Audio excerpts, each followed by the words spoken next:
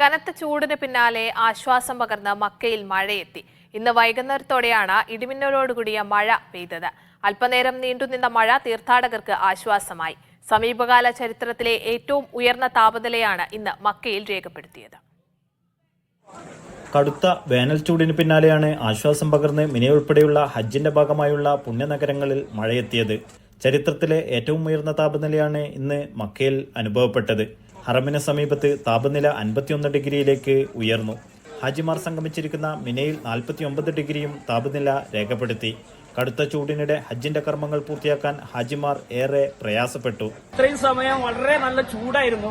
ഇപ്പോൾ അൽഹംദുലില്ലാഹ് വലിയൊരു കുളിർമയുള്ള നല്ലൊരു മഴ പെട്ടെന്ന് വന്നു. അൽഹംദുലില്ലാഹ് വലിയ സന്തോഷം.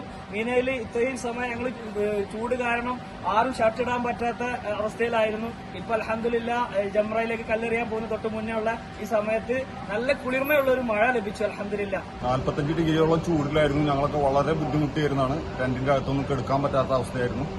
പലരും വസ്ത്രങ്ങളൊക്കെ ഊരിയിട്ടൊക്കെ ഇടുന്നിരുന്നത്. ഇപ്പോൾ അൽഹംദുലില്ലാഹ് നല്ലൊരു മഴ കിട്ടി. ആളുകൾ ആസ്വദിച്ചു. ആളുകൾ ഇവിടെ പുറത്തിറങ്ങി നിന്നിട്ട് മഴ കൊള്ളാൻ വേണ്ടി പുറത്തിറങ്ങിയിരുന്നാണ്. പലരും കൈ ഉയർത്തി പ്രാർത്ഥിക്കുകയായിരുന്നു. ദൈവത്തിന്റെ അനുഗ്രഹം വന്നിറങ്ങിയത് മനസ്സിലാക്കിക്കൊണ്ട് ഈ മഴ നല്ലൊരു ആശ്വാസമാണ് എല്ലാവർക്കും കിട്ടിയിട്ടുള്ളത്. ഇതിന് പിന്നാലെയാണ് ഇടിമിന്നലോട് കൂടിയ ആശ്വാസ മഴയെത്തിയത്.